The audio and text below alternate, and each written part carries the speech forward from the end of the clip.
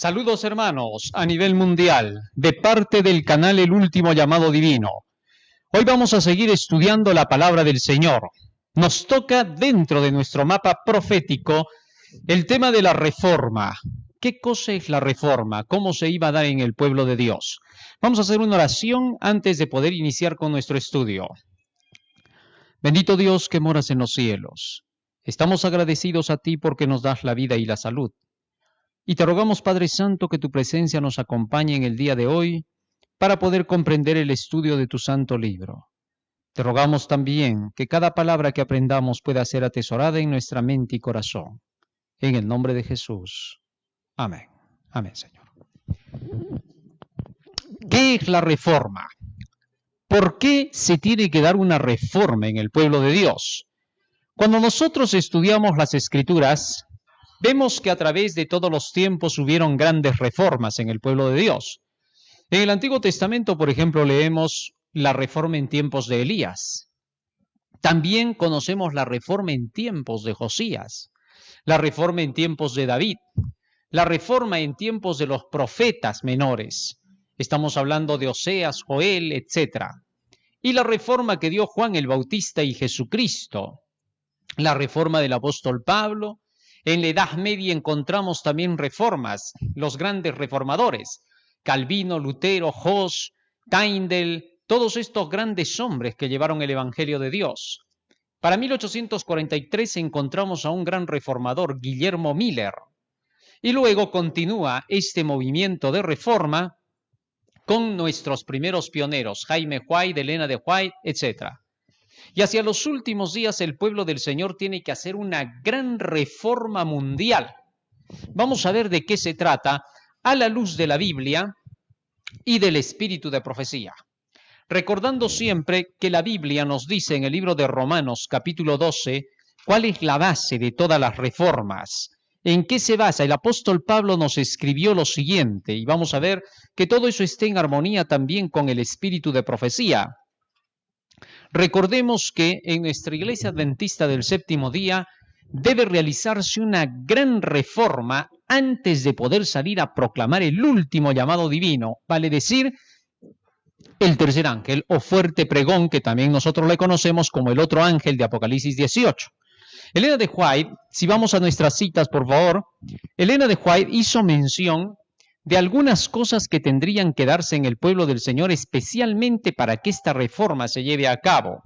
Romanos capítulo 12 primero nos dice, versículo 1 y 2, así que hermanos os ruego por las misericordias de Dios, que presentéis vuestros cuerpos en sacrificio vivo, santo, agradable a Dios, que es vuestro culto racional, eso no te olvides.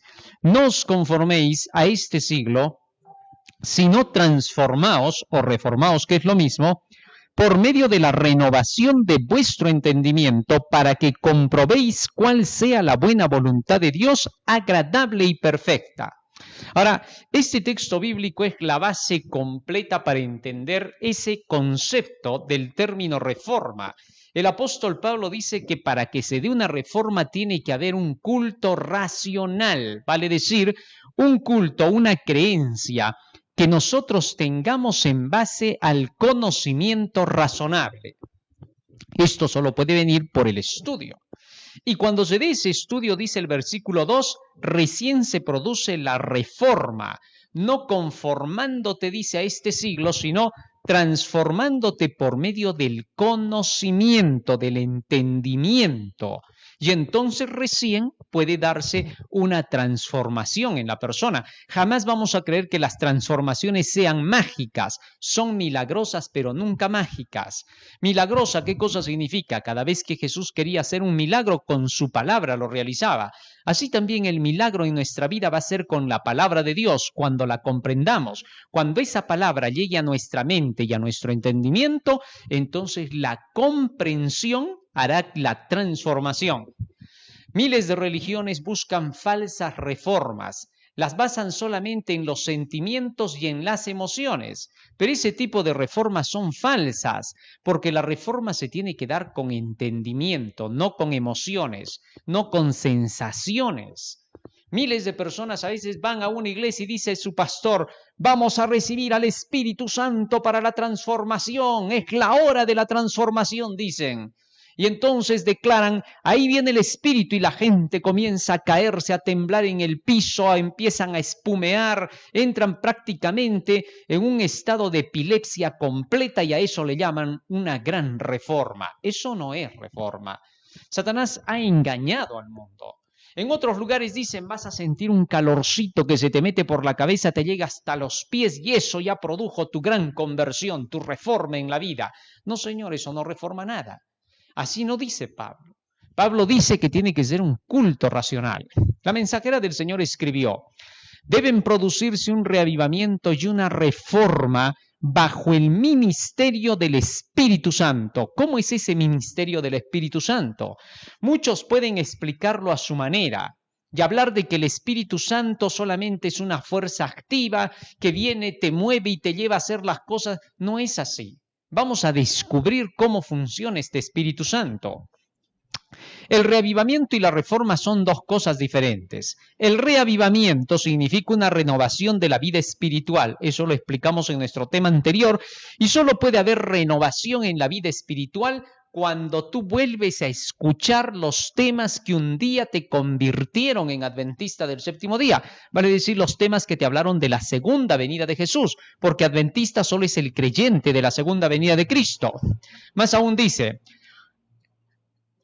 el reavivamiento significa una renovación de la vida espiritual, un avivamiento de las facultades de la mente y el corazón, una resurrección de la muerte espiritual. La reforma significa una reorganización, un cambio en ideas y teorías, en hábitos y prácticas. Fíjate lo que dice acá. La reforma es una reorganización. ¿Reorganización de qué? De un cambio en las ideas. Ya no he estado pensando de la forma correcta, en ideas, en teorías, en aquello que he estado creyendo, en hábitos y prácticas, en aquello a lo que me habitué a hacer, mi costumbre, en lo que me acostumbré, y en mis prácticas, en aquello que normalmente realizo cada día en mi vida. Todo eso debe cambiar. Para que todo eso se dé, tiene que haber, dice aquí, un proceso de reorganización. ¿Reorganización en qué? Vamos a ver. La reforma no producirá el buen fruto de justicia a menos que esté conectada con el reavivamiento del espíritu. O sea, primero siempre es el reavivamiento. La gente se despierta. Muchas veces la gente despierta por varias razones. La razón verdadera es el conocimiento de los asuntos proféticos de Dios. Por ejemplo, se da alguna cosa en el mundo, un terremoto y la gente se despierta. Pero ahora hay que decirle las profecías para que se ubique, y cuando se ubica así, ha habido un reavivamiento. A veces no es necesario que haya un terremoto en el mundo, simplemente llega el mensaje profético y este produce un reavivamiento en los que lo oyen y lo entienden.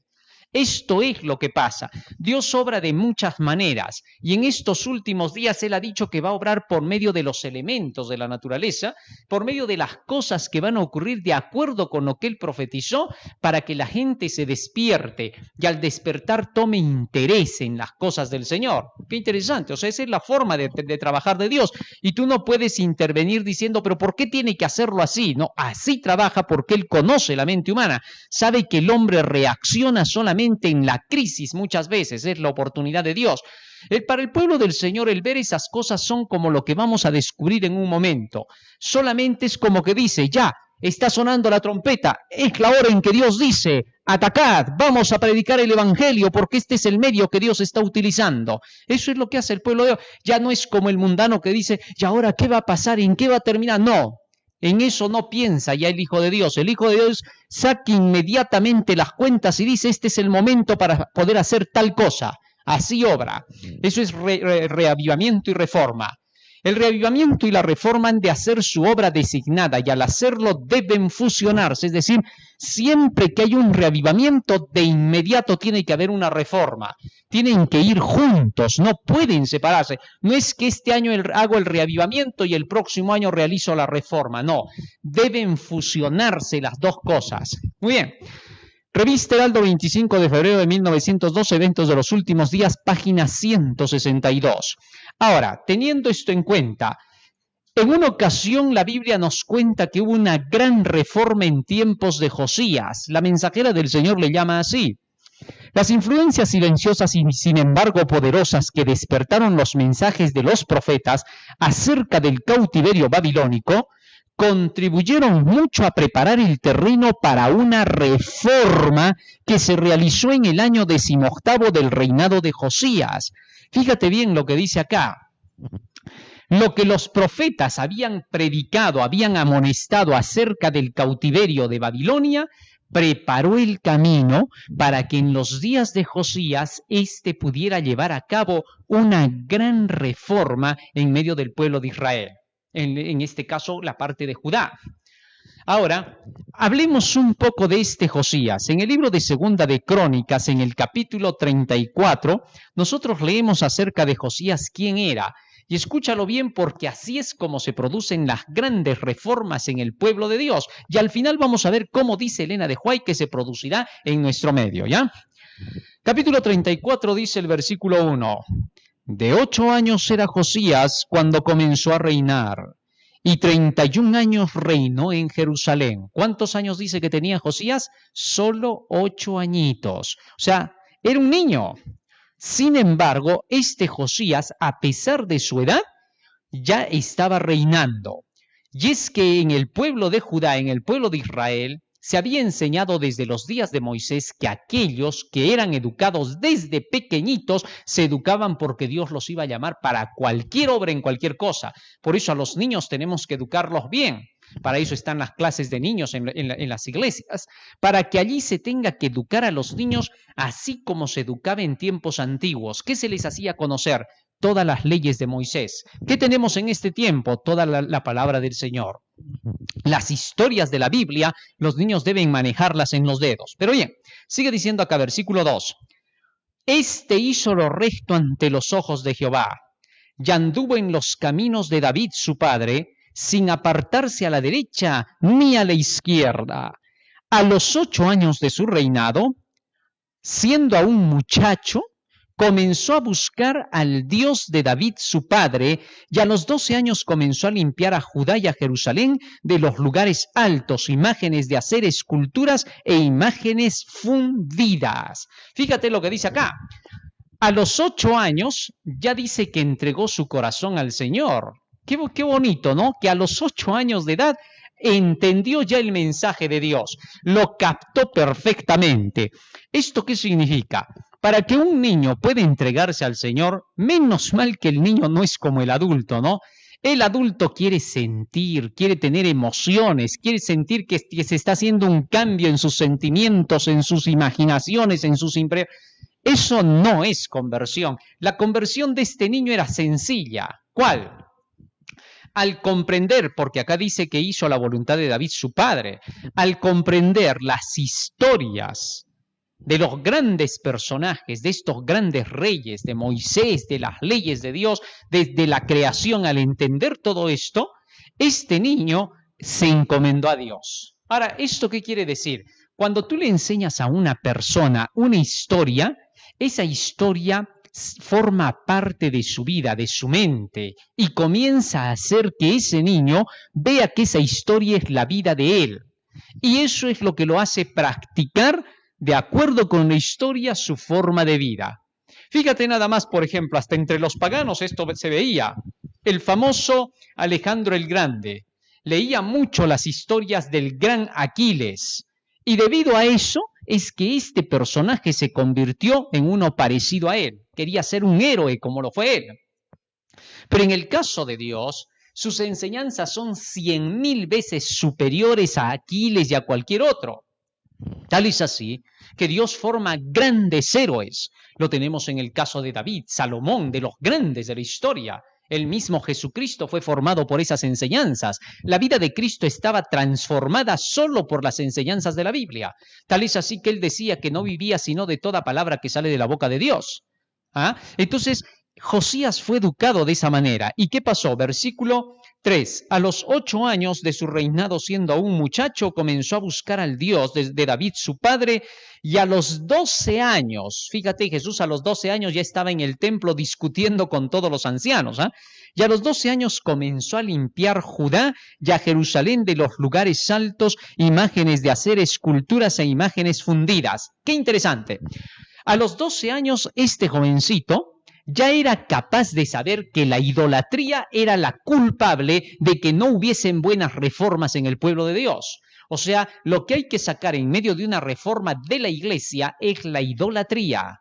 Bueno, ahorita vamos a ver de qué se trata todo eso. Sigue diciendo acá más. Versículo 4. Y derribaron delante de él los altares de los Baales, e hizo pedazos, escucha bien, las imágenes del sol que estaban puestas encima. Despedazó también todas las imágenes de acera, las esculturas, estatuas fundidas, las desmenuzó y esparció el polvo sobre los sepulcros de los que habían ofrecido sacrificios. Quemó además los huesos de los sacerdotes sobre sus altares, y limpió a Judá y a Jerusalén. Lo mismo hizo en las ciudades de Manasés, Efraín, Simeón y hasta Neftalí, y en los lugares asolados alrededor. Y cuando hubo derribado los altares y las imágenes de acera, y quebrado y desmenuzado las esculturas, y destruido todos los ídolos por toda la tierra de Israel, volvió a Jerusalén. Fíjate, estas reformas que empezó a hacer Josías. Debido a que había conocido el libro de la ley, la palabra del Señor, hizo grandes reformas Josías. Había escuchado de David y había visto cómo David había combatido a los filisteos hasta desmenuzar la idolatría, cómo las había sacado de su medio, del pueblo de Israel, y había llegado a ser un gran rey. Ahora, así como Alejandro el Grande miraba a Aquiles, también Josías miraba a David. En el caso de Alejandro el Grande miraba un mito, en el caso de Josías miraba una realidad. David era el modelo perfecto de la realidad de ese tiempo, era el gran héroe. A él se lo tenía como lo más grande, lo máximo, porque había llegado a conquistar a todos sus enemigos. Al igual que en tiempos de Sansón, se le veía a Sansón como un gran hombre, como un gran héroe. Ahora se le veía a David, y Josías siguió ese ejemplo. Gracias a eso, dice que llegó a quemar a todos aquellos que se habían dedicado a la idolatría y echó el polvo de las cenizas de todos esos sobre los sepulcros de estos. Increíble, para tener 12 años tenía un carácter bien simétrico. ¿Gracias a qué? Al conocimiento de la palabra de Dios. Todo lo que hizo fue perfecto. Dios estaba contento con las reformas que hizo Josías porque todo lo había hecho conforme a las Escrituras. Ya un profeta antiguo había dicho que de la descendencia de Judá saldría Josías, y que este Josías haría una gran reforma quemando a todos aquellos que habían introducido la idolatría. Qué maravilloso saber esto, pero eso no queda ahí. Continúa diciendo en el versículo 8 cómo se realizó una reforma completa. No fue suficiente con lo que hasta ahí se había hecho, solo era una parte. Sigue diciendo, a los 18 años de su reinado, después de haber limpiado la tierra y la casa, envió a Safán, hijo de Azalía, a Maasías, gobernador de la ciudad, y a los hijos de Joacás, canciller, para que reparasen la casa de Jehová su Dios. Vinieron estos al sumo sacerdote Hilcías, y dieron el dinero que había sido traído a la casa de Jehová, que los levitas que guardaban la puerta habían recogido de la mano de Manasés, y de Efraín y de todo el remanente de Israel, de todo Judá y Benjamín, y de los habitantes de Jerusalén, y lo entregaron en mano de los que hacían la obra, que eran mayordomos en la casa de Jehová, los cuales lo daban a los que hacían la obra y trabajaban en la casa de Jehová, para reparar y restaurar el templo. Daban asimismo a los carpinteros y cantores para que comprasen piedra de cantería y madera para los armazones y para la entabladura de los edificios que habían destruido los reyes de Judá. Y estos hombres procedían con fidelidad en la obra y eran sus mayordomos, Jaat y Abdías, levitas de los hijos de Mejari, y Zacarías y Mesulán de los hijos de Coat, para que activasen la obra, y de los levitas todos los entendidos en instrumentos de música. Versículo 14. Y al sacar el dinero que había sido traído de la casa de Jehová, el sacerdote Hilcías halló el libro de la ley de Jehová dada por medio de Moisés. Fíjate lo que encontró el sacerdote. Dice que encontró la ley que había escrito Moisés. Años había estado guardada ahí, ya ni siquiera la leían. Eso fue lo que trajo enfriamiento en el pueblo de Judá en los días de Josías. Habían llegado a tal punto que por culpa de Manasés, que había quitado este libro de la ley en sus días, Manasés fue el que peor se comportó, y por su culpa hubo una decadencia, la idolatría se metió en Judá espectacularmente, porque este rey había dicho que tanto conocimiento, el conocimiento no va a salvar al pueblo, aquí lo que va a salvar es la fuerza, el poder, solamente tenemos que orarle a Jehová y eso es suficiente, y se ponía a hacer sacrificios a los ídolos en lugar de hacer lo que decía la ley. A su manera servía al supuesto Jehová que él predicaba, como los falsos maestros y falsos pastores que ahora dicen, ¿para qué tanto conocimiento, qué tanta profecía, qué tanto tres ángeles? Acá lo que tenemos que hacer es inteligencia, sabiduría, mucha oración y de por sí nos va a salir el conocimiento. Jamás, eso es imposible. Lo que estaban sacando de su cabeza era su propio conocimiento falso. Y entonces Hilcías encontró, dice el libro de la ley, ¿y qué pasó? Y dando cuenta Hilcías dijo al escriba Safán, yo he hallado el libro de la ley en la casa de Jehová. Y dio Hilcías el libro a Safán. Y Safán lo llevó al rey y le contó el asunto diciendo, tus siervos han cumplido todo lo que les fue encomendado. Han reunido el dinero que salió en la casa de Jehová y lo han entregado en mano de los encargados y en mano de los que hacen la obra. Además de esto, declaró el escriba Safán al rey diciendo, el sacerdote Hilcías me dio un libro, y leyó Safán en él delante del rey. Luego que el rey oyó las palabras de la ley, rasgó sus vestidos y mandó a Hilcías y a Hicam, hijo de Safán, y a Abdón, hijo de Micaía, y a Safán, escriba, y a Asaías, siervo del rey, diciendo, andad, consultad a Jehová por mí, por el remanente de Israel y de Judá, acerca de las palabras del libro que se ha hallado, porque grande es la ira de Jehová que ha caído sobre nosotros, por cuanto nuestros padres no guardaron la palabra de Jehová para ser conforme a todo lo que está escrito en este libro. Entonces Hilcías y los del rey fueron a Hulda, profetisa, mujer de Salum, hijo de Ticba, hijo de Jarjas, guarda de las vestiduras, la cual moraba en Jerusalén en el segundo barrio, y le dijeron las palabras antes dichas. Y ella respondió, Jehová Dios de Israel ha dicho así, decid al varón que os ha enviado a mí, que así ha dicho Jehová, he aquí yo traigo mal sobre este lugar y sobre los moradores de él, todas las maldiciones que están escritas en el libro que leyeron delante del rey de Judá, por cuanto me han dejado y han ofrecido sacrificios a dioses ajenos, provocándome a ira con todas las obras de sus manos. Por tanto se derramará mi ira sobre este lugar y no se apagará. Fíjense ahora lo que dijo Dios a través de la profetisa Hulda. Le mandó decir a Josías, todo lo que ha hecho Manasés ha llegado como iras del cielo, esto es demasiado. Me han dejado a mí, dijo Jehová. Dejar la palabra de Dios, dejar el estudio de las profecías, es dejar a Dios, porque ¿quién nos conduce entonces?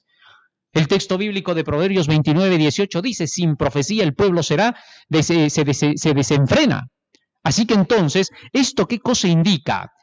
Que cuando este pueblo de Judá había dejado las enseñanzas de los profetas y había dejado la ley de Jehová dada por Moisés, del gran profeta de Dios, inmediatamente ellos comenzaron a vivir contrario a esa ley y cosecharían las maldiciones escritas en ese libro, porque ahora todo lo que estaba haciendo Judá lo estaba haciendo de su cabeza, ya no lo estaba haciendo como Dios pedía, y cada acción que el hombre realiza, todo lo que sembrare, eso cosechará, dice Gálatas 6:7, se estaba cumpliendo. Ahora estaban cosechando el resultado de sus acciones, que aunque con sinceridad las hacían mal. ¿Por culpa de quién? De Manasés, que había quitado el libro de la ley y que había enseñado al pueblo a vivir de sentimientos y emociones en lugar de vivir de los escritos de la palabra de Dios. Eso es peligrosísimo, el panteísmo. Muchas religiones y en nuestro pueblo también se ve. ¿Qué cosa? que la gran mayoría deja la Biblia, deja el espíritu de profecía y dicen, el Espíritu Santo nos va a conducir. Hay que orar más bien, todo es oración para este tipo de gente, pero sus oraciones no serán oídas. ¿Por qué? Porque claramente dicen Proverbios 28, 9 y 10, que todo aquel que se aparta de la ley, su oración es una abominación para Dios. Así que entonces, ese tipo de falsa reforma que hizo Manasés hizo que se introdujera la idolatría. La idolatría, ¿qué cosa significa? Creer en el panteísmo, puesto que los paganos tenían la creencia panteísta. Ellos creían en sus dioses, pero que se comunicaban a través de emociones y sentimientos. Lo que sentían, eso hacían porque pensaban que su Dios los conducía. Ahora el pueblo de Judá estaba en lo mismo, había caído en esa trampa. Creían en Jehová, no es que creían en Baal, creían en Jehová, decían Jehová, pero creían que Dios los estaba conduciendo por imaginaciones. En el libro de Jeremías leemos algo semejante a eso. Libro de Jeremías. Por esa razón fue necesaria la reforma que se hiciera en tiempos de Josías. Dice el capítulo 9, versículo 13 y 14. Dijo Jehová, porque dejaron mi ley, la cual di delante de ellos, y no obedecieron a mi voz ni caminaron conforme a ella, sino que se fueron tras la imaginación de su corazón y en pos de los baales que les enseñaron sus padres.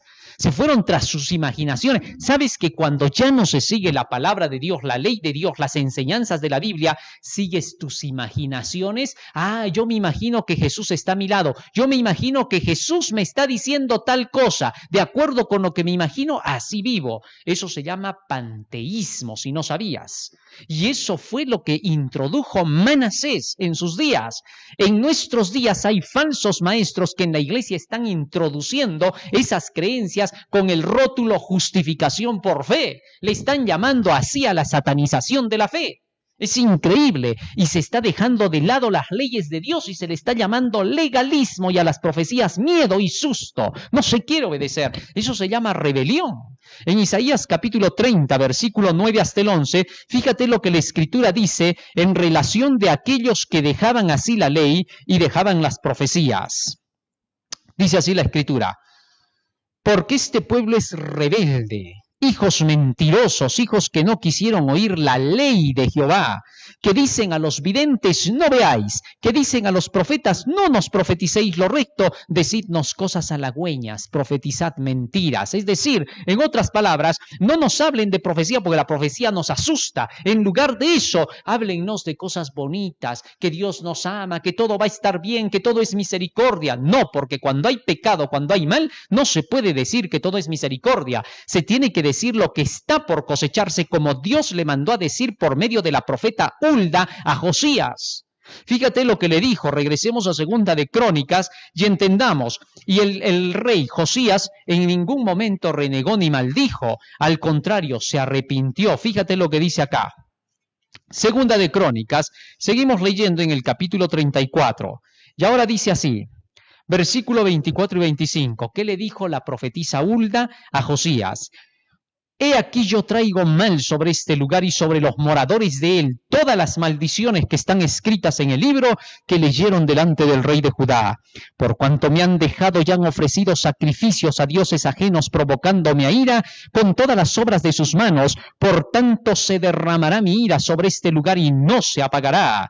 Mas al rey de Judá que os ha enviado a consultar a Jehová, así le diréis, Jehová el Dios de Israel ha dicho así, por cuanto oíste las palabras del libro y tu corazón se conmovió y te humillaste delante de Dios al oír sus palabras sobre este lugar y sobre sus moradores y te humillaste delante de mí y rasgaste tus vestidos y lloraste en mi presencia, yo también he oído, dice Jehová. He aquí que yo te recogeré con tus padres y serás recogido en tu sepulcro en paz, y tus ojos no verán todo el mal que yo traigo sobre este lugar y sobre los moradores de él. Y ellos refirieron al rey la respuesta. Fíjate lo que le mandó decir la profetisa Hulda. La profetisa no podía suavizar el mensaje del Señor. Muchos gustarían que les suavicen el mensaje y que les digan, todo va a estar bien cuando todo va a estar mal. No es pues así, la verdad es la verdad. Y en este caso el rey Josías en ningún momento rehusó diciendo, uy, qué dura es esta palabra, nadie la puede escuchar. No, así no se predica. Llamen a Hulda, le voy a enseñar cómo se tiene que predicar. Así pues pierdes las almas. Tú tienes que seguir Hulda el método de Jesús. Tú solamente tienes que ir y aceptar lo que te digan, aunque sean idólatras. No dijo así Josías. Josías era humilde, no era petulante, no era orgulloso, no era atrevido, no se iba en contra de Dios, no se iba diciendo así no se gana pues almas para Cristo. No, esa petulancia se paga caro, eso no se puede hacer.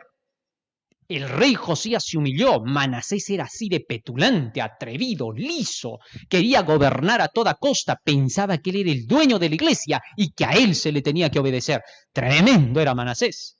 Pero Josías, contrario a eso, escuchó la voz de la profetisa. Y qué curioso, ¿no? Ese paralelismo. Profeta, Hulda, mujer en tiempos de Josías para la gran reforma, profetiza Helena de Huay para la gran reforma del tiempo final del pueblo del Señor. Qué maravilloso ese paralelismo, ¿eh? Esa comparación, ¿no? Pero bueno, siendo así estas cosas, la palabra del Señor nos dice que Josías se humilló e inmediatamente dijo, voy a hacer todo lo que esté en mis manos para que se dé esta reforma. E hizo todo lo que hemos visto y comenzó los cambios en el pueblo de Israel. Este tipo de reforma es lo que tenemos que hacer ahora. Versículo 29 sigue diciendo, entonces el rey envió y reunió a todos los ancianos de Judá y de Jerusalén.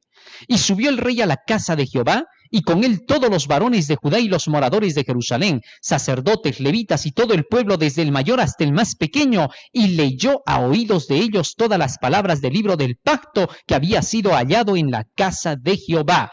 ¿Qué te parece? Así que el rey Josías llamó a todos los dirigentes de la iglesia y les leyó lo que decía el libro de Dios. Ahora, así también en nuestro tiempo se ha dejado verdades en el pasado que tenemos que reparar. Sigue diciendo la mensajera de Dios, las influencias silenciosas y sin embargo poderosas que despertaron los mensajes de los profetas acerca del cautiverio babilónico contribuyeron mucho a preparar el terreno para una reforma que se realizó en el año 18 del reinado de Josías. A muchos de estos mensajeros de Dios y profetas los habían escarnecido, perseguido y los habían matado, como decir disciplinado en ese tiempo. ¿Ah? Increíble. Y a pesar de eso, esas voces habían dejado su obra y habían logrado que más adelante Josías hiciese una gran reforma.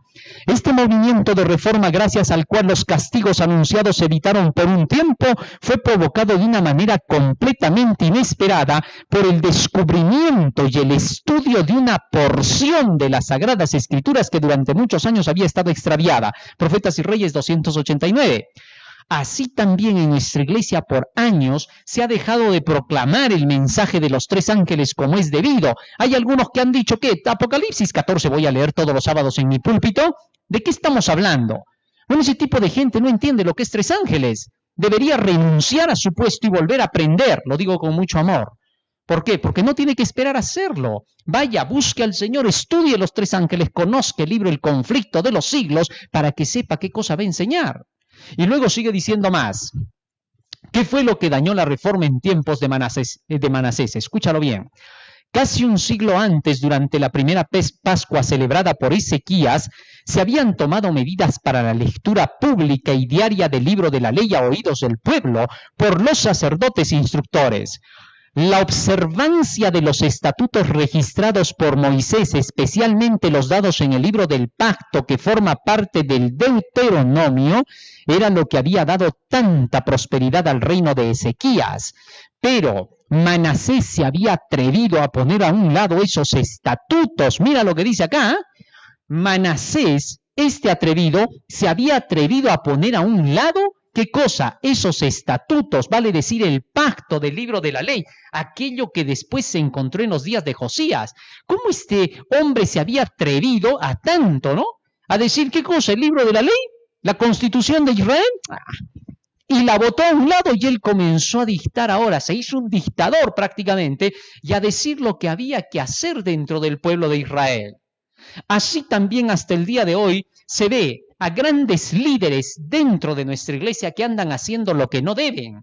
Hacen de lado el mensaje para este tiempo. ¿Qué tanto Huay? No hay que ser huayista. ¿Qué tanto de la Biblia? Para que el conocimiento no te va a salvar. Tú solo crees en Jesús. Dictador. Está dando su propia dictadura, sus enseñanzas personales. Él quiere imponerse y quiere que la iglesia se someta. Y cuando no lo hacen, disciplina con el tal. Eso es increíble. Así estaba pasando con Manasés. Este fue el culpable de todos los males.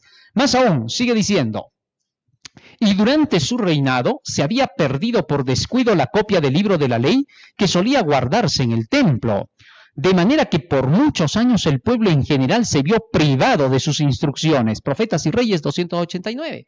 Así también la iglesia se ve privada de que el líder le vaya a enseñar lo que tiene que enseñar, a saber por qué somos adventistas del séptimo día, de dónde vienen nuestras creencias, por qué Daniel y Apocalipsis tienen que ver con nuestra iglesia. Eso se le tiene que enseñar a la gente. Si no sabe, ¿cómo la gente va a cambiar? Si solo hay cambio cuando tú leíste algo y te convenció, te diste cuenta de que es verdad y entonces recién lo practicas, porque después no lo vas a practicar jamás. De manera que entonces aquí las cosas eran claras. Sigue diciendo más. El rey debía confiar a Dios los acontecimientos futuros. No podía alterar los eternos decretos de Jehová, pero al anunciar los castigos retributivos del cielo, el Señor no retiraba la oportunidad de arrepentirse y reformarse. Y Josías, discerniendo en esto que Dios tenía buena voluntad para temperar sus juicios con misericordia, resolvió hacer cuanto estuviese en su poder para realizar reformas decididas. ¿Qué hizo? Mandó llamar inmediatamente una gran convocación a la cual invitó a los ancianos y magistrados de Jerusalén y Judá, juntamente con el pueblo común. Estos con los sacerdotes y levitas se encontraron con el rey en el atrio del templo. Profetas y Reyes 294, párrafo 4. Fíjate, los líderes respondieron al llamado del rey. Así también son los líderes ahora los que deben abrir sus ojos y dejar la falsa doctrina y volver al mensaje de los tres ángeles. Qué interesante. Seguimos leyendo. ¿Qué más dice Elena de White?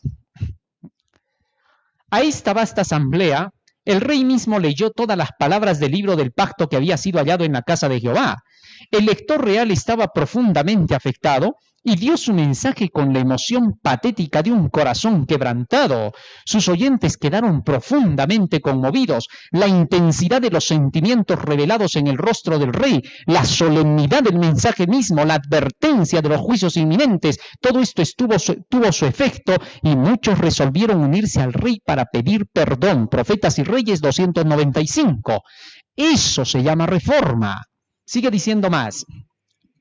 Josías propuso luego que los que ejercían la más alta autoridad se comprometiesen solemnemente con el pueblo delante de Dios a cooperar unos con otros en un esfuerzo para instituir cambios decididos.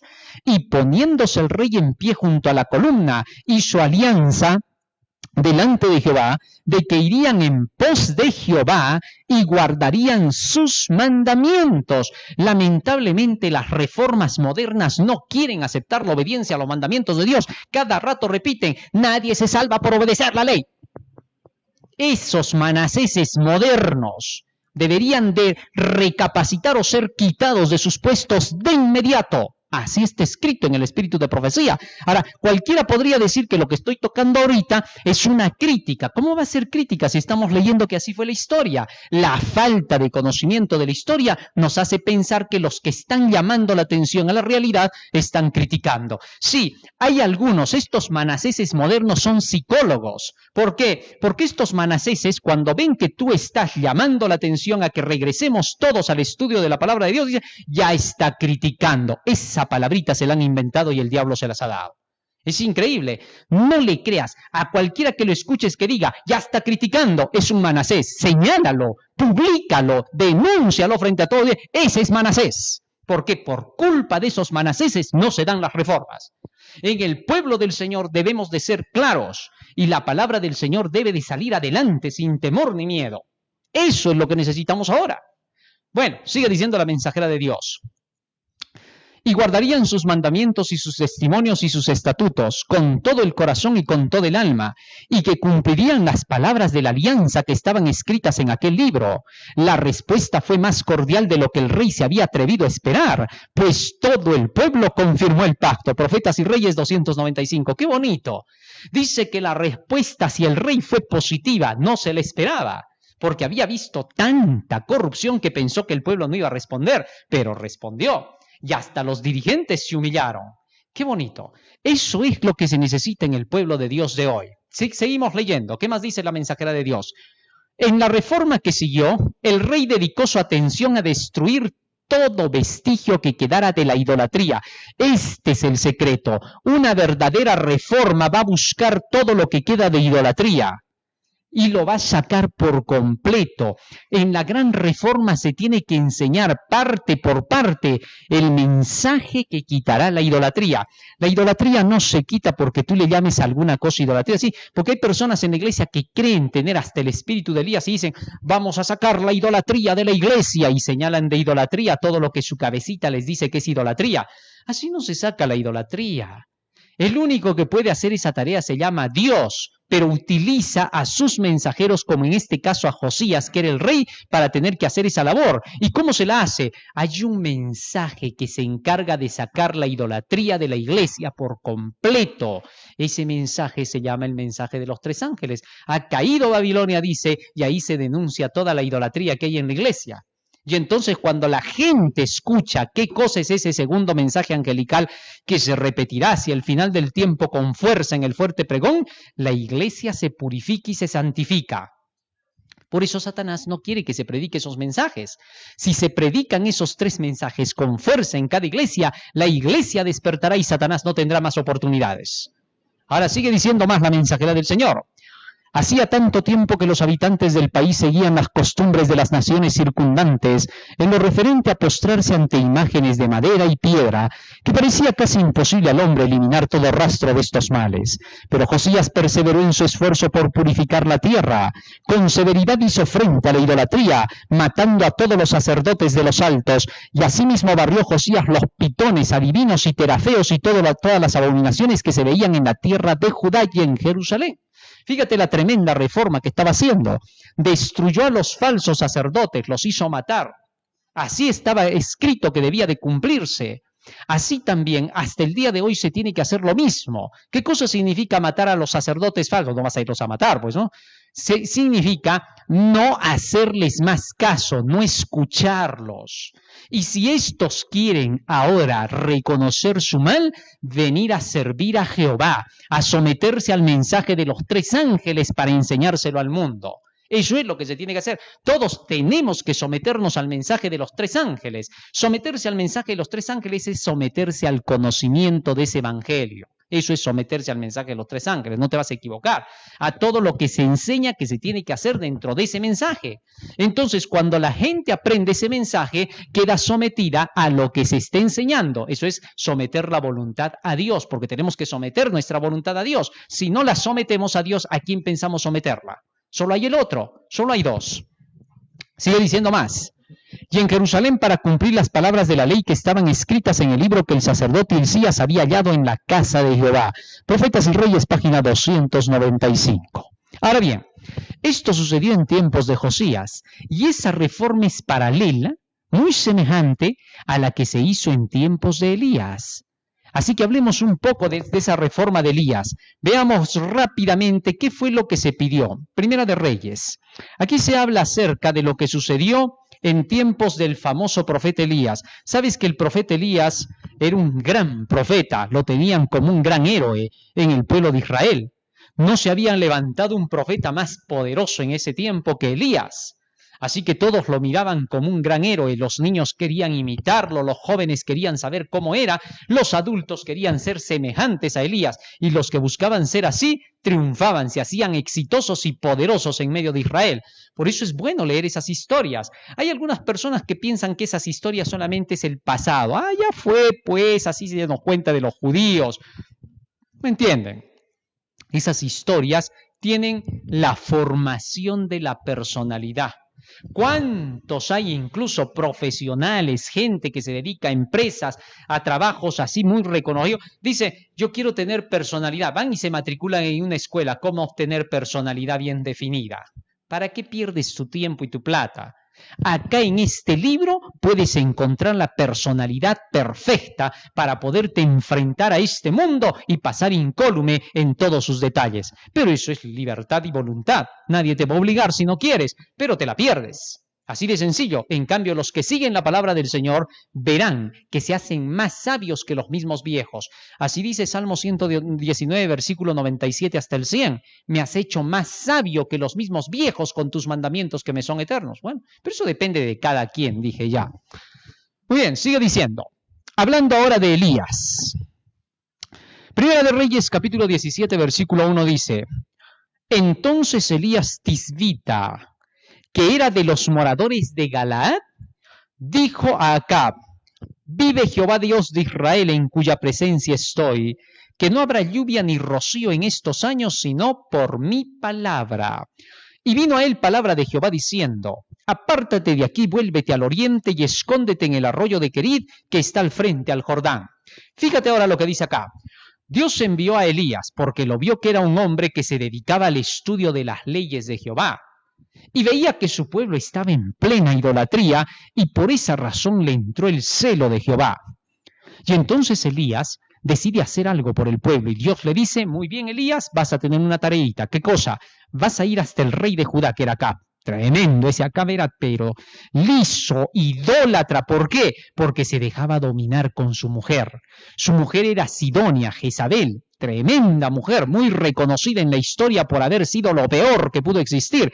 Dicha mujer dominaba a su marido. Por eso dicen: maldito el gallinero donde la gallina canta. Bueno, en ese gallinero cantaba la gallina. Y entonces, ¿qué pasó? Se dejó dominar tanto por Jezabel que ahora por Jezabel comenzó a hacer fechorías en el pueblo de Israel. Comenzó a dejar que se metiese la idolatría.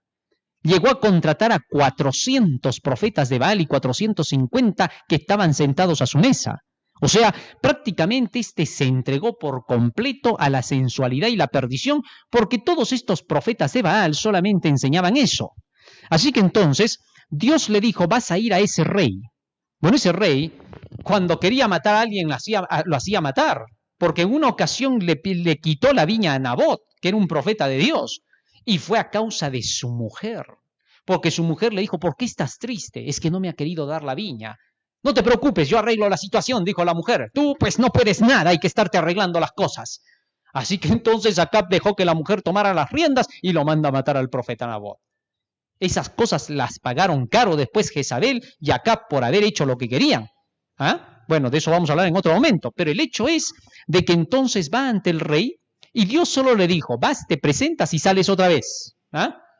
Así que fue Elías, y ahí estaban parados los soldados del rey que cuidaban bien la entrada al palacio.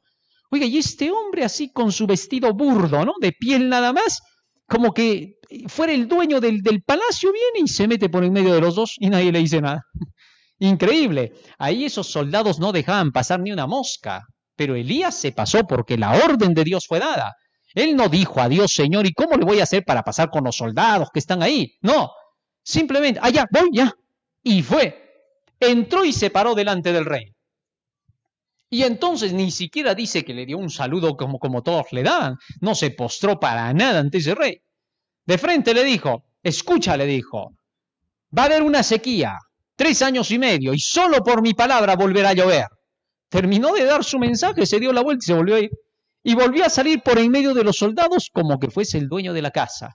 Nadie le dijo nada, todo en silencio. Solo cumplió su trabajo de anunciar su mensaje. Esos son los Elías finales. Solo tienen una cosa que hacer: vaya a predicar lo que Jesús le mandó. No le está preguntando usted a Jesús diciendo: Señor, ¿pero por qué? ¿Por qué ese mensaje? ¿Por qué tanta profecía? ¿Por qué Daniel y Apocalipsis? Si eso da miedo, la gente no quiere, no somos amigos, todos me marginan. Nada de eso. Tu mensaje es hacer la voluntad de Dios. Dios dijo: vas, predicas 3 ángeles y punto. Todas tus cosas que tú tengas en tu cabeza, tus dudas, tus emociones serán para ti. Dios te dio una orden y tú la cumples. Y entonces Elías se fue y Dios lo protegió. Bueno, ¿y cuál era el problema entonces en ese tiempo? Seguimos leyendo. La palabra del Señor nos cuenta aquí todo, nos relata todo. Escucha lo que dice acá, capítulo 18 de Primera de Reyes, versículo 17. Cuando Acab vio a Elías, le dijo: ¿eres tú el que turbas a Israel? Y él respondió: yo no he turbado a Israel, sino tú y la casa de tu padre, dejando los mandamientos de Jehová y siguiendo a los Baales. Ahora fíjate, El mensaje de Elías era un mensaje claro. ¿Cuál? Han dejado los mandamientos de Dios y se han ido tras los Baales. Dos cosas que se decían. El mensaje del primer ángel que te enseña a volver a la ley de Dios. Temed a Dios y dadle gloria porque la hora del juicio ha llegado. Adorad al Creador. Los 10 mandamientos. Porque a Dios se le teme guardando sus mandamientos. Teme a Dios y guarda sus mandamientos, dice el texto, Eclesiastés 12, 13 y 14.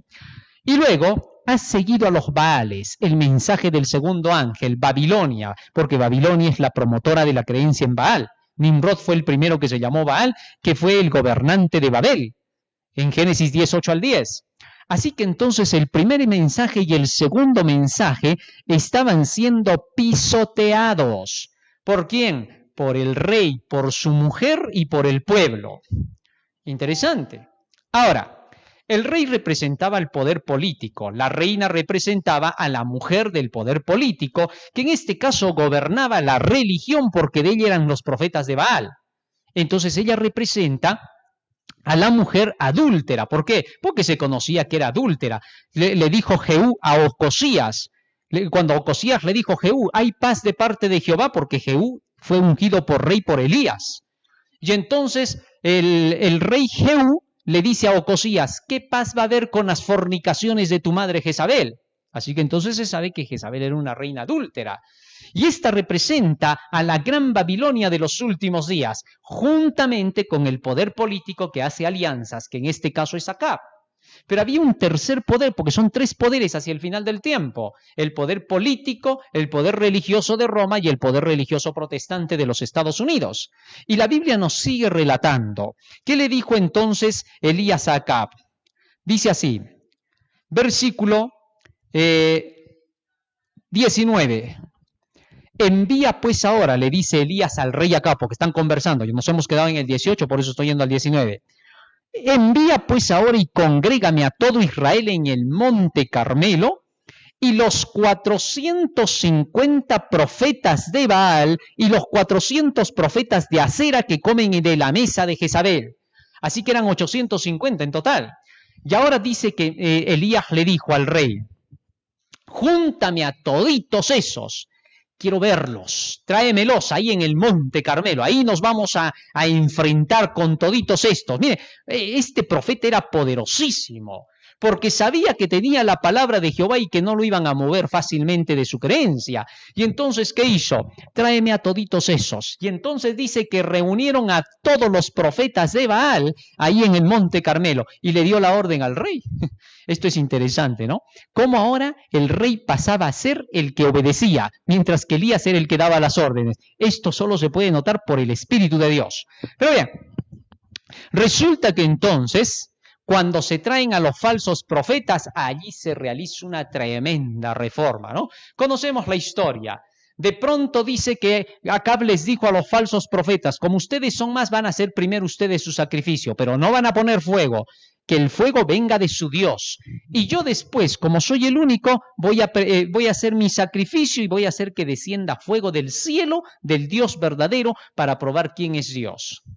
Así que llegó el momento y los profetas de Baal, dice, gritaban, se sajaban con cuchillos, hacían de todo para que su Dios los oiga, pero su Dios no los oía. Y Elías se burlaba de ellos diciendo, griten más fuerte, de repente su Dios está conversando, quizás ha ido al baño, de repente no ha tenido tiempo. Oiga, se burlaba de una forma tremenda. ¿Por qué? Porque sabía que estos eran mentirosos y engañadores que solo se estaban aprovechando del pueblo para sacarle su dinero y querían ahora acusarlo a Elías de ser más bien el que se pedía todo para él. Es increíble. Bueno, eso es lo que siempre se hace. Satanás siempre está detrás de eso. Y como esto se cumple en todos los tiempos, dicen, estos tienen el deseo de querer ser los Elías. Por eso dicen, para que se parezca a su caso. Que crean lo que quieran, pero así es la historia. Bueno, el hecho es de que de pronto cae fuego del cielo y demuestra que Elías era el profeta de Dios cuando él hace su sacrificio, mientras que los de Baal jamás pudieron demostrarlo. Y así se hizo una gran reforma, gracias a que la palabra de Dios se cumplió. El fuego que caía del cielo representa la palabra de Dios. ¿No es mi palabra como fuego, dice Jehová? Jeremías 23, 29. Y entonces la reforma se dio así en los días de Elías. Y toda la gente se dio cuenta que habían dejado la palabra del Señor, las leyes de Dios, los mandamientos de Dios, e hicieron de lado toda la idolatría de Baal. Cuando se predique en nuestras iglesias el mensaje del primer ángel y del segundo ángel con fuerza, entonces recién despertará la gente. Y ahora te voy a decir una cosa, la reforma se tiene que dar así. Pero Elías, para poder realizar la reforma completa, tuvo que cumplir un trabajo completo. ¿Cuál fue? Tuvo que quitar la influencia de la reina Jezabel, que representa al poder de la bestia en este tiempo. Y tuvo que deshacerse de los profetas de Baal, a toditos los degolló en el torrente de Cisón. O sea, el tercer mensaje angelical fue proclamado con potencia en pleno Monte Carmelo. Allí se denunció a la bestia y a su imagen, el tercer ángel. ¡Qué interesante! Así también el tercer ángel hoy se enfrentará con estos poderes y demostrará que tiene la razón, porque toda la Biblia apoyará ese mensaje. La Biblia dice en el libro de Santiago, Elías, siendo un profeta de Dios, con pasiones iguales a las nuestras, con debilidades iguales a las nuestras, oró y Dios le escuchó. Así que nosotros podemos hacer lo mismo. Así te digan lo que te digan, la palabra de Dios es la prueba. Basta con que el fuego del cielo caiga y demuestre que queme el sacrificio, es decir, los escritos, es más que suficiente. Eso producirá reforma. Dice la mensajera de Dios. Vamos a lo último. Entre las montañas de Galaad, al oriente del Jordán, moraba en los días de Acab un hombre de fe y oración cuyo ministerio intrépido estaba destinado a detener la rápida extensión de la apostasía en Israel. Alejado de toda ciudad de renombre y sin ocupar un puesto elevado en la vida, fíjate, ¿quién era Elías? No tenía un puesto elevado en la vida. Cualquiera podría venir y decirle, oye Elías, ¿y tú qué eres? ¿Qué profesión tienes? Quererlo bajar a Elías. A Elías lo querían bajar, por favor. Y él no buscaba nada de eso. Elías le hubiera dicho, ¿y qué cosa quieres que tenga en este mundo? ¿Lo que nos sirve? ¿Qué pasa contigo? No, pero es que Elías, ¿para que vengas a hacer qué? ¿Hacer qué? ¿Qué cosa? Elías hubiera respondido con claridad y todos hubieran dicho, míralo Elías, parece un gallito peleador. Que digan, pues, ¿qué nos importa? Elías hubiera seguido avanzando. Bueno, debe ser Elías, pues en su tiempo. Así que si el Elías apareciera, ya pues. Y luego sigue diciendo, moraba en los días de Acab un hombre de fe y oración, ya habíamos leído, alejado de toda ciudad de renombre y sin ocupar un puesto elevado en la vida. Elías el Tisbita inició sin embargo su misión confiando en el propósito que Dios tenía de preparar el camino delante de él y darle abundante éxito. La palabra de fe y de poder estaba en sus labios y consagraba toda su vida a la obra de reforma. Fíjate, la palabra de fe y de poder estaba en sus labios. Era estudioso de la palabra, no era cualquiera. Y consagraba toda su vida a la obra de reforma. La suya era la voz de quien clama en el desierto para reprender el pecado y rechazar la marea del mal. Y aunque se presentó al pueblo para reprender el pecado, su mensaje ofrecía el bálsamo de Galaad a las almas enfermas de pecado que deseaban ser sanadas. Eso es lo bonito del mensaje. Que a pesar de que se da un mensaje tremendo y poderoso, los mandamientos de Dios y la fe de Jesús siempre están acompañando para mostrarle a la gente que todo aquel que quiere arrepentirse tiene plena y abundante entrada en el pueblo del Señor para guardar sus mandamientos por medio de la fe en Jesucristo. Qué bonito, ¿no? Sigue diciendo más. Mientras Elías veía a Israel hundirse cada vez más en la idolatría, su alma se angustiaba y se despertó su indignación. Dios había hecho grandes cosas para su pueblo.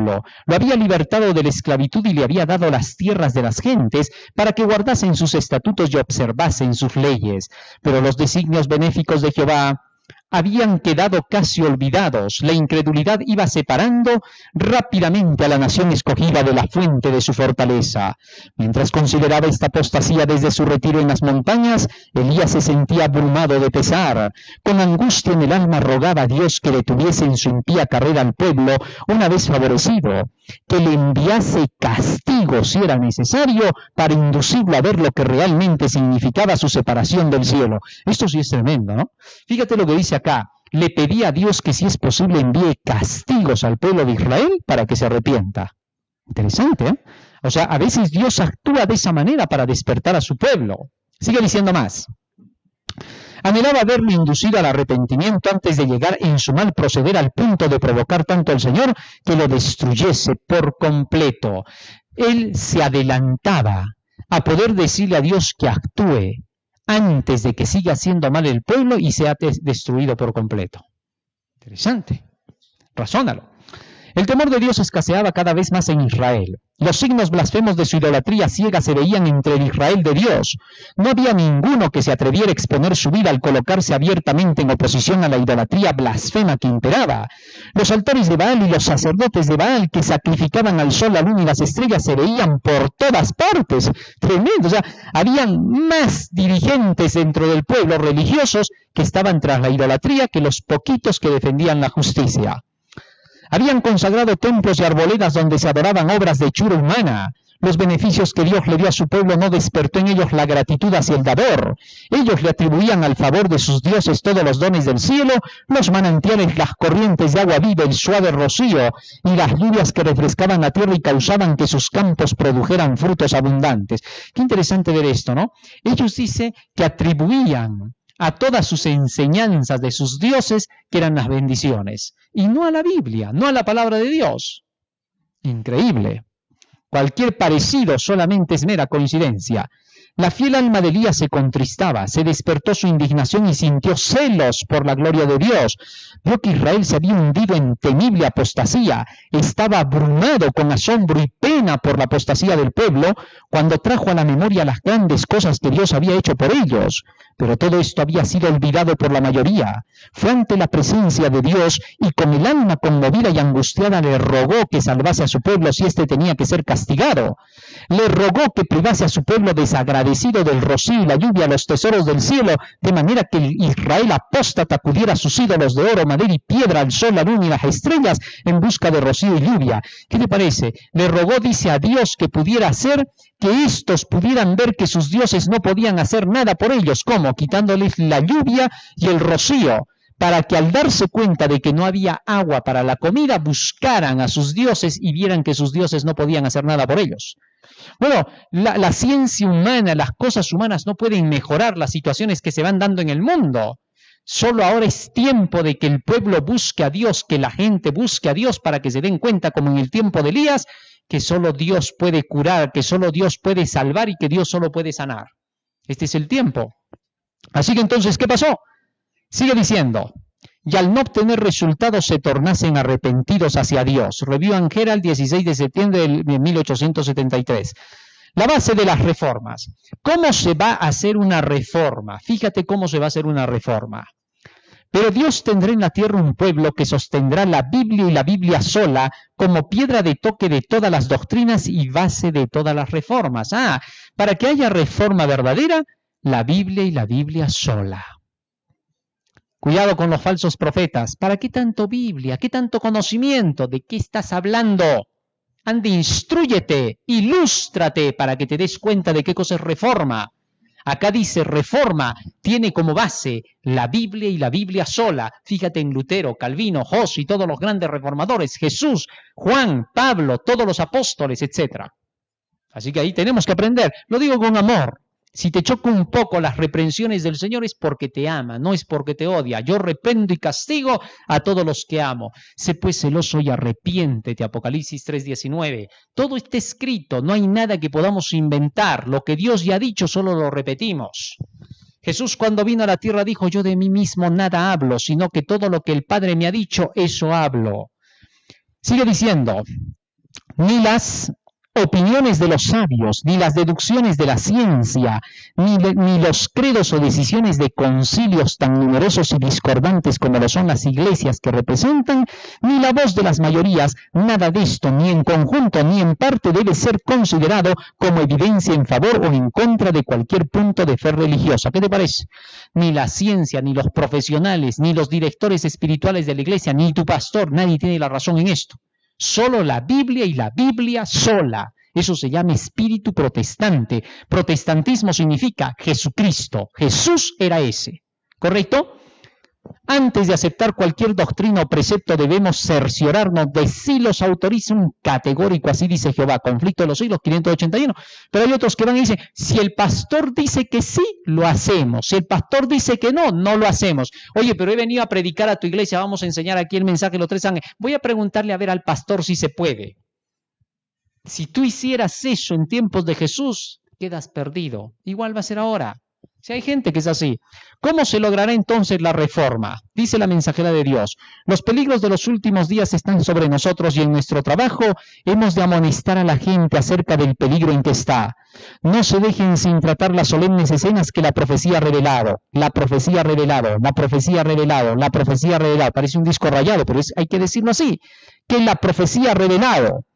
Si nuestros hermanos estuvieran despiertos, aunque fuera a medias, si se dieran cuenta de la cercanía de los sucesos descritos en el Apocalipsis, es que solamente así nos va a entrar en la cabeza. En el Apocalipsis se realizaría una reforma. Entiéndelo bien, cuando se entiende el Apocalipsis se realizaría una reforma en nuestras iglesias. O sea, si nuestro presidente de toda la asociación general, si nuestros pastores, si nuestros dirigentes ahora dicen queremos reavivamiento y reforma, ahora entiendan, el Apocalipsis se realizaría una reforma en nuestras iglesias. Eso, ¿qué parte de eso no se entiende? Si eso es clarísimo. Sigue diciendo más, y muchos más creerían en el mensaje. Ahora, cualquiera podría decir, ¿quién se cree para venir así a hablar? No. Estoy simplemente leyendo lo que dice ahí y haciendo que se encabece. Como cuando el profesor enseña, para hacer que se encabece, habla con algunas formas y maneras.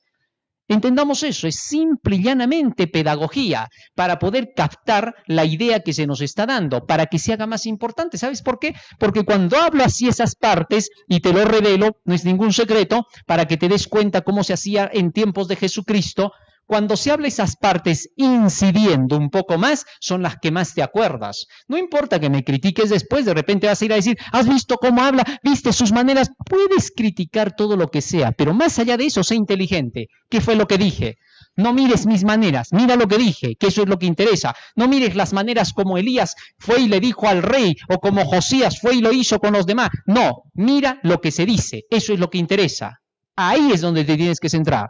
Sigue diciendo más.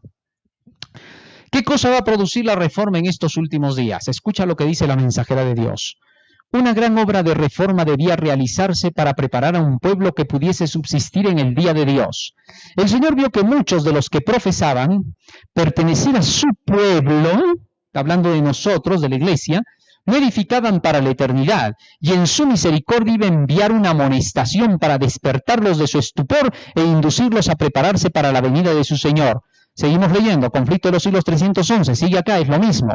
Esta amonestación nos es presentada en el capítulo 14 del Apocalipsis, capítulo 14 del Apocalipsis, capítulo 14 del Apocalipsis, capítulo 14 del Apocalipsis, creo que ahora sí ya se grabó. En él encontramos un triple mensaje proclamado por seres celestiales y seguido inmediatamente por la venida del Hijo del Hombre para cegar la mies de la tierra. La primera de estas amonestaciones anuncia la llegada del juicio. El profeta vio un ángel volando en medio del cielo, teniendo un evangelio eterno que anunciara a los que habitan sobre la tierra. Y cada nación, tribu, lengua y pueblo, y dice a gran voz, temed a Dios y dadle gloria, porque la hora del juicio ha llegado, y adorad a aquel que hizo el cielo, la tierra, el mar y las fuentes de agua. Apocalipsis 14, 6 y 7, Conflicto de los Siglos 312. ¿Qué cosa iba a producir la gran reforma? El mensaje de los 3 ángeles. O sea, tú estudias los 3 ángeles y ya estás reformando tu vida. Y vas y se los predicas esos 3 ángeles y les estás enseñando cómo se realiza la reforma. ¿Correcto? Mientras tú estudias esos 3 ángeles, a todos nos falta. Hay mucho que tenemos que corregir, hay males todavía que tenemos que quitar de nuestras vidas, pero ya tenemos los 3 ángeles dentro y ellos se encargan de enseñarnos la reforma en nuestras vidas, porque la reforma no es en la doctrina, sino en tu vida. ¿Correcto? Pero iba a haber una falsa reforma también que se iba a levantar en la iglesia a querer cambiar las doctrinas. Fíjate, seguimos leyendo. La falsa reforma. El enemigo de las almas ha procurado introducir la suposición de que había de realizarse una gran reforma entre los adventistas del séptimo día y que esa reforma consistiría en renunciar a las doctrinas que están en pie como las columnas de nuestra fe. ¿Cuáles son esas doctrinas? Los tres ángeles. Son las columnas de nuestra fe. Así le llama ella en el mismo libro que vamos a citar de esta cita, para que lo leas en tu casa, léelo. Están en pie como columnas de nuestra fe y que había de comenzar un proceso de reorganización. Si se efectuara esta reforma, ¿qué resultaría? Los principios de verdad que Dios en su sabiduría ha dado a la Iglesia remanentes serían descartados, sería cambiada nuestra religión. Los tres ángeles nos hacen adventistas del séptimo día, no te olvides. El primer ángel nos vuelve adventistas con la hora del juicio, la segunda venida de Cristo. El segundo nos saca del mundo de Babilonia y el tercero nos hace guardar el día sábado, que es la marca de Dios contraria al sello de la bestia. Así, primer ángel adventista, segundo ángel salido del mundo, tercer ángel guardador del sábado, adventista del séptimo día. De ahí viene nuestro nombre, dice Elena de White. Tal es así que entonces, si se quitaran los tres ángeles, sería cambiada nuestra religión. Los principios fundamentales que han sostenido la obra durante los últimos 50 años, que son los tres ángeles, serían considerados como error. Se establecería una nueva organización. O sea, cuando se cambia el mensaje, se cambia la organización. Es una falsa reforma. Y eso está pasando en nuestra iglesia, te guste o no. Porque ahora se está predicando falsedades y no los tres ángeles. Hay una gran reforma falsa que Satanás ha introducido y que ya se está dando en nuestro medio. Dice, se introduciría un sistema de filosofías. ¿Tú sabes lo que es eso? Filosofía intelectual.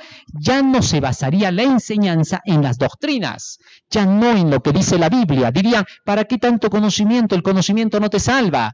Sacarían de su filosofía, de su pensamiento, cómo se tiene que servir a Dios. Ellos dirían cómo tienes que obedecer. Ellos dirían lo que tienes que hacer. Ellos dirían que de su cabecita salió eso. Su imaginación. Mentiras. Ellos inventarían un nuevo sistema religioso. Todo lo que tú creíste de los escritos quedaría en el piso. Y ahora ellos serían tus salvadores. Aquí dice más. Se escribirían libros de una nueva orientación. ¿Para qué tanto White? Si hay otros que también pueden escribir y les dan más realce a los libros de otros escritores, pastores incluso dentro de nuestra iglesia, y a los escritos del Espíritu de Profecía a un ladito. Tenemos consejos para la iglesia, tenemos consejos para los hogares, tenemos cómo tienen que ser los novios y las novias, pero ahora viene por ahí otro y empieza a escribir cómo ganarte una novia, cómo ganarse un novio, cómo ser una pareja ideal. Ellos quieren tomar las riendas. Tanto orgullo tienen que dicen que lo que Elena G. de White dice no es tan valedero. Tenemos los escritos del Espíritu de Profecía. Hay lugares donde hasta incluso, como dijo el pastor Ted Wilson, el presidente de la Asociación General, se ha prohibido el conflicto de los siglos para que no lo lea la gente. Es increíble. Ha sucedido. En varios lugares a la gente no se le vende ese libro, se venden más caros o se venden sin ganancia para que los colportores no tengan que vender. Es increíble.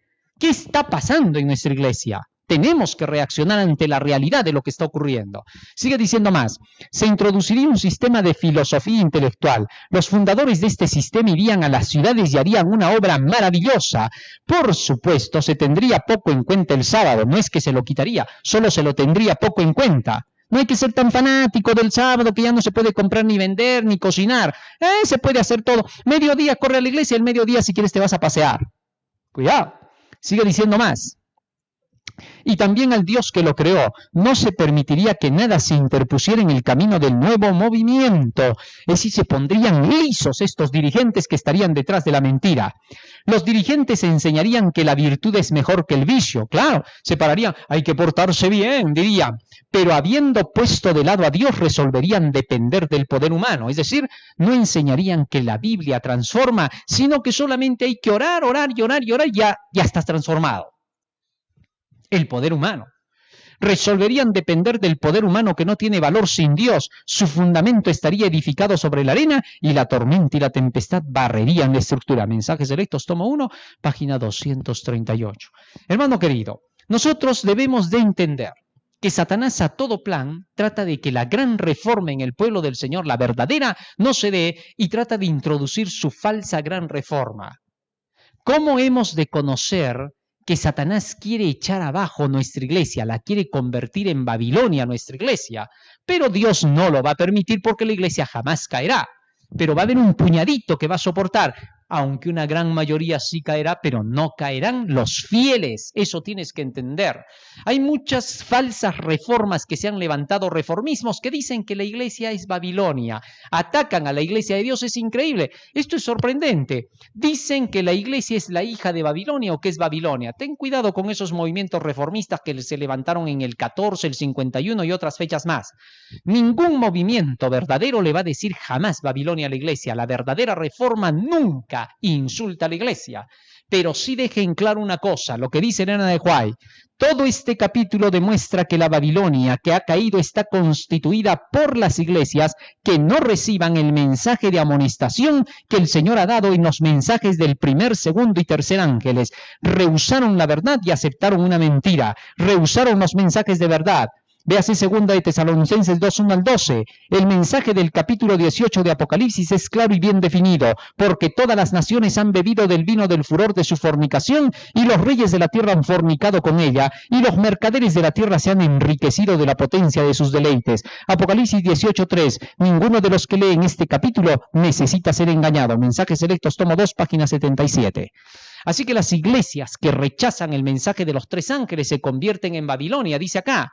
Por eso Satanás quiere que nuestras iglesias también lo hagan.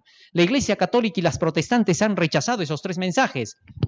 Nuestro pueblo adventista del séptimo día debe permanecer en esa verdad. Debemos hacer que en nuestras iglesias se nos predique el mensaje de los tres ángeles y no otra cosa. Cuando hagamos eso, estaremos votando a Babilonia de nuestra iglesia. Babilonia no va a poder con nuestra iglesia jamás, porque está prometido. La pregunta es, ¿podrá contigo como persona? Porque la iglesia permanecerá. Parecerá que está por caer, pero no caerá, dijo la mensajera del Señor en Eventos de los Últimos Días, página 183. Así que entonces debemos asegurarnos de que nosotros no vayamos a caernos más bien. Eso es lo que tenemos que ver. Dios quiera, querido hermano, que podamos pensar en una gran reforma ahora en nuestro pueblo. Dios nos está llamando a que estos días sean días de recogimiento. Mientras estamos pasando prácticamente enclaustrados en nuestras casas, ¿quién no sabe por qué o qué será? Solo Dios lo revelará. Pero el hecho es de que ahora debemos aprovechar a buscar el conocimiento de la palabra del Señor y prepararnos para salir a proclamar el Evangelio con poder. Hay muchas cosas que esperan al pueblo del Señor si ahora su pueblo se prepara con Dios. El Señor dice, si mi pueblo se prepara, si ahora me busca con todo su corazón, me encontrará. Dios tiene grandes bendiciones para el pueblo y hará que este fuerte pregón todavía se dé. No te olvides, todavía tenemos que dar el fuerte pregón. Hay hermanos que a veces piensan que ya llegó el fin del mundo con todas estas cosas. No, tiene nada que ver. El hecho es de que solamente hay que aprovechar de esto para poder estudiar más la palabra del Señor, porque hay una gran labor que hacer. Necesitamos todavía dar el fuerte pregón al mundo. Todavía queda un tiempo como para poder cumplir nuestro trabajo. Y debemos rogar a Dios, suplicar al Señor que nos ayude para que esto se haga más rápido, a fin de que la obra pueda ser terminada lo más pronto también. Porque de lo contrario el enemigo sacará ventaja para llevarse a miles que no están preparados con la verdad. Dios nos ayude y nos bendiga. Vamos a hacer una oración para terminar. Bendito Señor que moras en los cielos. Te agradecemos por tus palabras de hoy. Y te rogamos que nos ayudes para que esta gran reforma en tu pueblo se pueda llevar a cabo con tu misericordia y tu protección y tu ayuda. Padre, a su vez te rogamos el perdón por nuestros pecados y los pecados de todo tu pueblo, para que, Señor, ahora des la oportunidad a nuestros dirigentes, para que ellos abran sus corazones y puedan darse cuenta de la necesidad que tenemos de un cambio grande en nuestro pueblo y volver al libro de la ley, al mensaje de los tres ángeles, que es el mensaje que nos has dejado para proclamarlo al mundo. Porque te lo rogamos en el nombre de Jesús. Amén.